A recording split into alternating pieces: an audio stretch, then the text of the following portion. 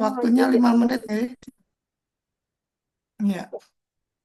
Iya, apakah untuk tampilan PPT-nya sudah muncul? lagi berjalan atau loading ya masih.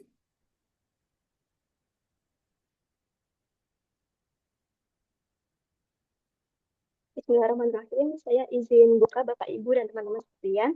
Assalamualaikum warahmatullahi wabarakatuh. Iya, Sebelumnya iya. mohon izin saya untuk menyapa Ibu Waalaikumsalam. Pengunci Haji Siti Nur Mauna SHI selaku Kasubag PUBD Semarang. Kemudian selamat pagi juga untuk Bapak Mentor Singgi Sampurno SPDMA sebagai Kepala Madrasah Mantiga Sleman dan juga yang kami hormati Coach Bapak Rois Mustafa SEM ISIDEF selaku pembimbing dan juga coach pada kegiatan aktualisasi di pagi hari ini. Oke, sebelumnya mohon izin untuk menyampaikan pemaparan materi. Adapun judul seminar rancangan aktualisasi yang saya sampaikan adalah upaya peningkatan pemahaman praktik ibadah pada mata pelajaran fikih di Mantiga Sleman melalui media digital Kaifiatul Ibadah. Oke, adapun latar belakang yang saya temui daripada kegiatan aktualisasi yang ingin saya rancang ini adalah saya menemukan bahwasanya ada sebuah keterbatasan dalam durasi KBM yang mana durasinya kita ketahui 1 JP itu 40 hingga 45 menit begitu sehingga hal ini sangat membatasi peserta untuk mempelajari sebuah teori atau aplikasi fikih ibadah secara lebih komprehensif sehingga didapati juga bahwasannya gaya belajar peserta ini ternyata memiliki gaya-gaya yang berbeda, ada yang kinestetik kemudian ada yang visual dan lain-lain, dan daripada hal tersebut saya memilih sebuah alasan untuk mengembangkan pembelajaran fikih lebih lanjut lagi dalam artian secara kontekstual yang tidak hanya secara teori yang didapatkan di madrasah, melainkan untuk penerapan aplikasi di rumah dan juga di kehidupan sehari-hari siswa Mantiga Sleman. Adapun hal yang ingin saya inovasikan adalah pembuatan website Kaifiatul Ibadah ini menjadi sebuah solusi karena hal ini sangat-sangat mendukung adanya sebuah sistem yang bernama dengan Smart ASN itu sendiri mendukung sebuah teknologi digital untuk pengembangan pendidikan yang semakin berinovasi di dunia saat ini. Begitu. Berikut saya sampaikan tujuan, manfaat, dan juga ruang lingkup yang dapat dilihat pada pemaparan di screen saya. Kemudian saya lanjutkan pada penetapan core isu. Adapun core isu yang telah saya dapatkan, saya mendapatkan 5 core isu, namun saya kerucutkan kembali menjadi 3 top isu yang saya temukan. Ini yang pertama adalah belum optimal pemanfaatan media digital materi praktik ibadah, kemudian belum adanya pembukuan materi fikih ibadah, dan juga kurang optimalnya jangkauan edukasi fikih ibadah kepada siswa dalam proses KBM ini. Dan hal ini penetapan core isu ini tidak hanya saya serta-merta melalui sebuah inisiatif pribadi, melainkan saya juga sudah analisis menggunakan metode APKL, aktual, problematik, kehalayakan, dan juga layak. Sehingga daripada hal itu, saya temukan sebuah analisis Fishbone diagram ini yang saya kerucutkan kembali kepada analisis dari MEN atau SDM itu sendiri secara material, metode, dan juga environment seperti itu. Berikut faktor penyebab yang saya dapatkan daripada rancangan aktualisasi yang saya sebutkan adalah tentunya belum optimalnya pemanfaatan media digital ini menjadi prioritas utama dalam pengembangan teknologi dan juga pemahaman materi fikih ibadah taktik anak-anak di madrasah seperti itu. Berikut gagasan kreatif yang sudah saya sampaikan di awal. Kemudian berikut rancangan kegiatan yang akan saya lakukan selama proses aktualisasi di Oktober mendatang. Yang pertama adalah perencanaan dan penyiapan program, kemudian dilanjut dengan identifikasi kebutuhan, melakukan perencanaan konten, pembuatan website kaifiatul ibadah, pengimplementasian pembelajaran menggunakan website, evaluasi, dan penyusunan laporan.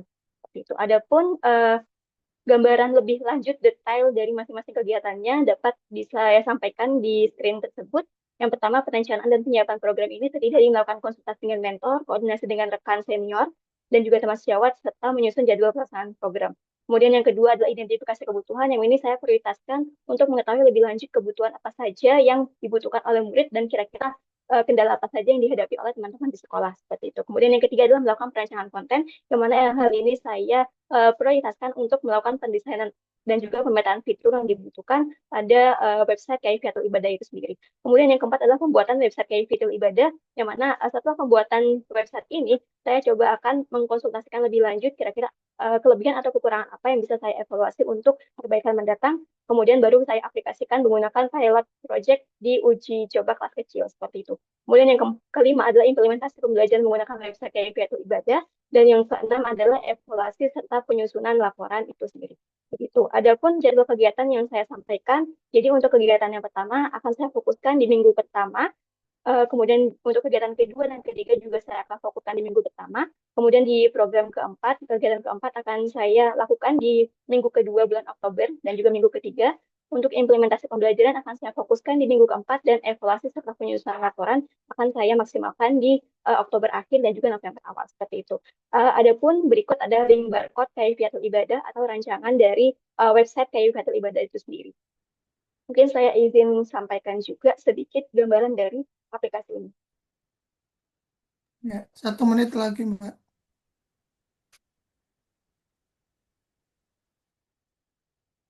Sebentar, ngapunten sedang loading, Bapak Ibu.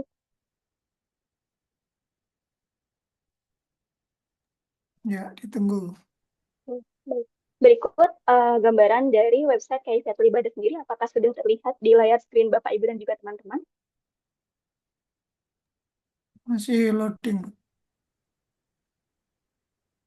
Oke, sembari menunggu muncul di screen Bapak Ibu teman-teman sekalian, saya ingin menyampaikan bahwasannya adapun isi dari website Kaifatul Ibadah ini sendiri, kami prioritaskan untuk hal-hal yang berkaitan dengan praktik ibadah sehari-hari anak-anak di madrasah maupun di rumah. Ini Yang pertama, udah muncul. yakni baik, yakni yang pertama terkait bacaan sholat, ada bacaan sholat fardu dan juga sholat 5 waktu, kemudian juga em, ada juga terkait bacaan-bacaan sholat duha, jamak qasar, dan sholat jenazah, yang mana untuk bacaan sholat jenazah ini sangat relevan di materi kelas 10 di Mantiga Sleman. Seperti itu. Kemudian juga ada zikir dan juga ba'da sholat. Kemudian ada DAH atau doa dan juga Asmaul Husna yang biasanya kegiatan ini dilakukan setiap pagi sebelum memulai aktivitas KBM.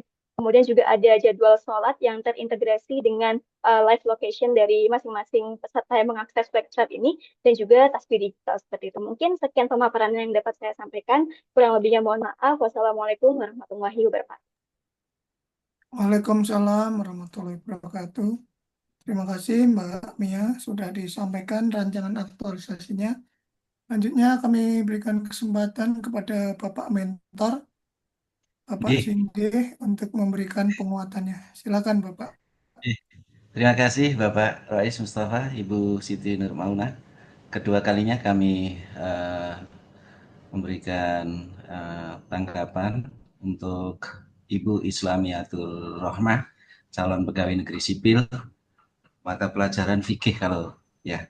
Alhamdulillah rancangan aktualisasi sudah berjalan dan kami menyadari bahwa memang untuk mengawal ibadah anak-anak melalui praktek ibadah yang disiapkan oleh madrasah pembiasaan. Alhamdulillah kami hadir pukul 6.15 Ibu, sehingga kesempatan untuk mengelola proses ibadah anak-anak sejak pagi melalui pembiasaan kita jalankan, dan ini tentu harus dikawal, dan salah satu rancangan inovasinya adalah upaya peningkatan pemahaman praktek ibadah melalui media digital Kafiatul Ibadah.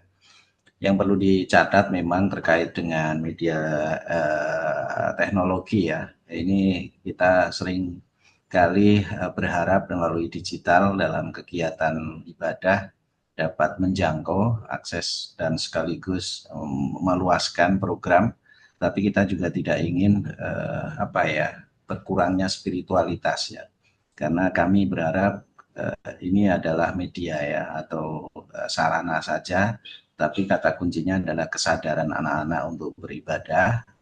Kami menggunakan istilah bahwa anak-anak kalau sudah sadar ya tentu tidak perlu sudah ada media-media. Yang kedua adalah seringnya kita lupa ya, kadang kalau digital itu ya muncul ya semangat atau semangat untuk pamer itu ya, tapi mudah-mudahan tidak ya, karena khawatirnya itu yang kami kalau di pondok pesantren itu kan berbeda ya.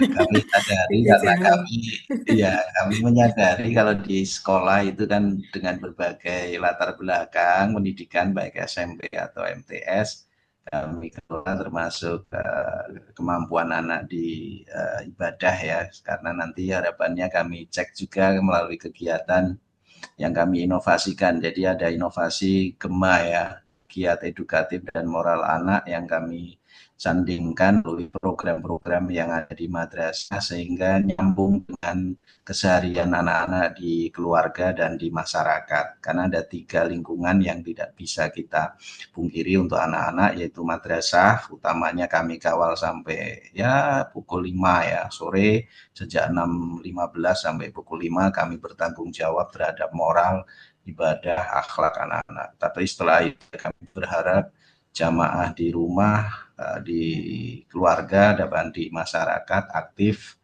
baik kegiatan terutama di Sabtu Minggu kalau tidak ada ekstra bisa bersama lingkungan di masyarakat. Nah inilah yang kita ingin wujudkan.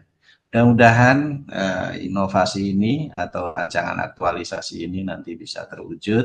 Kembali saya selalu berharap menjadi praktek baik untuk Ibu Islamiatur Rahmah, karena ini saya senang sekali dengan program Latsar CPNS tahun ini. Saya tidak perlu ke Semarang, tetapi saya bisa mengawal CPNS kami efektif, kami bisa bekerja di kantor, setelah ini juga berkegiatan. Terima kasih, idenya bagus sekali Bu, ini luar biasa dan mudah-mudahan bermanfaat dan bisa dipertanggungjawabkan. Terima kasih sekali lagi. Allahul muwaffiq ila aqwamit thoriq. Assalamualaikum warahmatullahi wabarakatuh. Waalaikumsalam warahmatullahi wabarakatuh. Teman Pak Singgih Sampurno atas penguatannya dari peserta yang kedua dari MAN 3 Sleman ini. Oke. Selanjutnya kepada Ibu penguji kami berikan kesempatan untuk tanya jawab dan memberikan saran serta masukan. Kepada Bu Siti Nurmauna kami silakan. Ya, terima kasih Pak Rois. Saya sepakat sekali Pak Singgih tadi. Ya, eh, memang ini harus apa tadi sebagai alat bantu yang intinya itu kan kesadaran. Nanti kalau sudah sadar itu sudah nggak perlu checklist. Ini sudah ngaji berapa juz hari ini, sudah zikir, sudah qobliyah ba'diyahnya. Ya, itu mungkin itu yang sudah advance ya Pak ya. Ya, karena memang anak-anak memang ya perlu pembiasaan dan kadang perlu agak sedikit di gimana ya. Kalau anak-anak memang pembiasaan positif di setengah agak dipaksa sedikit begitu. Ah, Awal-awal mungkin tidak terbiasa, awal-awal ini, tapi ketika nanti sudah terbiasa akan merasakan cinta gitu. Yang uh, ketika bagaimana ibadah itu tidak hanya sebuah kewajiban, tapi bagaimana ibadah itu adalah sebuah kebutuhan, ya, dan eh, akan dan tidak hanya bagaimana ibadah-ibadah makhdah itu bisa menjadi sumber inspirasi pada setiap aspek kehidupan kita. Itu apa? Jadi fikih kontekstual. Eh, Terkait dengan rancangan aktualisasi ini, ya, itu tadi sebagai rambu-rambu ya dari Islamiyatur Rahmah ya dari eh, Pak Singgi yang luar biasa insight-nya. Ya, jadi kita tidak terjebak pada eh, apa alat metode, tapi kita berpikir secara jangka panjang, secara menyeluruh, dan ini adalah bagian untuk menuju ke sana. Salah satu bagian. Bisa saja mungkin bisa pakai media yang lain ya. Uh, Banyak jalan menuju Roma dan yang salah satu dilakukan oleh saudari Islamiyatur Rahmah ini kami apresiasi pembuatan untuk semacam ibadah tracker ya untuk track ibadah harian eh, tadi pakai website ya. Saya tadi kepikiran itu eh, ini yang bikin saudari sendiri atau ada teman yang bantu?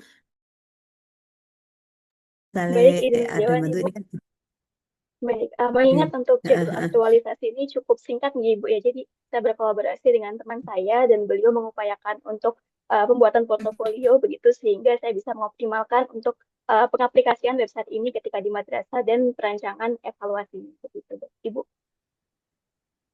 Oke, baik. Ah, saya tadi kepikiran mungkin kan enggak kalau yang itu pakai yang App Store, Play Store, yang pakai Play Store, yang eh, kalau tampilan website itu agak agak apa ya, agak lebih berat di misalnya mau diakses anak-anak. Kalau misalnya pakai memungkinkan enggak saya tanya dulu. Kalau Nggih, misalnya untuk enggak memungkinkan enggak apa-apa. nggih, untuk aplikasi untuk Tapi websitenya ini bisa challenge saja dibentuk nanti. ke aplikasi, eh, bisa Ibu. Tapi belum untuk pendaftaran ke Play mm-mm, Store-nya memang harus ada beberapa hal yang dipenuhi terlebih dahulu. mm-mm. Kan itu ada beberapa yang bisa kita akses itu ada Muslim Pro, Muslimku, terus untuk yang wanita itu juga ada sendiri. Saya pernah beberapa waktu yang lalu install beberapa aplikasi semacam itu. Kalau misalnya bisa dikembangkan ke sana, itu nanti dibandingkan dengan pakai website, saya memposisikan sebagai pengguna. Saya posisi sebagai pengguna itu lebih lebih nyaman ketika dipakai gadget ya, lebih nyaman pakai yang lebih user friendly itu yang pakai itu. Oke. Kemudian yang terkait dengan rancangan aktualisasinya ini, kami melihat untuk secara keseluruhan sudah eh, sudah cukup. Ini ada materi sholat jenazah nih ya, apa ini? Yang di kegiatan kelima. Saya izin share screen kembali Ibu. Enggak, gini, untuk di tahapan-tahapan kegiatan, Nggih. eh, mulai dari perencanaan penyiapan program, kemudian ke identifikasi kebutuhan, melakukan konten, ya. Berarti ini sudah sampai di sini ya, sudah tadi saya sudah lihat, berarti kita sebenarnya sudah sampai di sini, sudah sambil bikin ini ya, sambil bikin ini sudah sambil karena keterbatasan waktunya. Ya, untuk pembuatan website, melakukan pilot project, uji coba terbatas.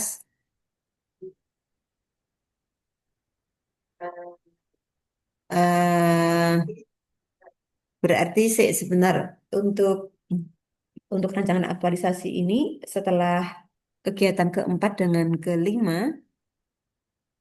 eh, ada yang ada yang ada yang bagian yang sedikit yang miss. eh Pilot project, gitu. Ini kok terus langsung mendapatkan teori pembelajaran sholat jenazah. Kan tadi baru pengumpulan konten, mendesain, eh, melakukan konsultasi, melaksanakan pilot.